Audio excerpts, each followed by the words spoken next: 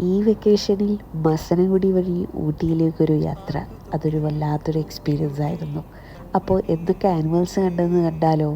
ഞാനിവിടെ ഒരു ആനയെ കണ്ടു കേട്ടോ. നല്ല ഒരു കോമ്പൻ ആനയാണ്.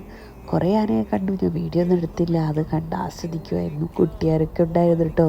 സൂപ്പറാണ്. നിങ്ങൾ ഒരു പ്രാവശ്യം ലൈഫിൽ ഈ വഴി ഒന്ന് ഊട്ടിയിലോട്ട് പോകണം കേട്ടോ. വല്ലാത്തൊരു എക്സ്പീരിയൻസ് ആണ്.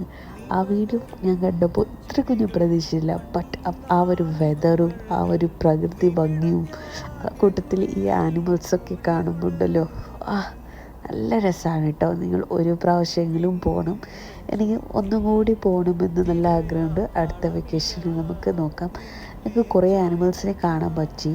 പിന്നെ ഞങ്ങൾ കണ്ടത് പീക്കോക്കിനെ കണ്ടു, മങ്കി കണ്ടു, പിന്നെ കുറേ ഡിയറിനെ കണ്ടു കേട്ടോ.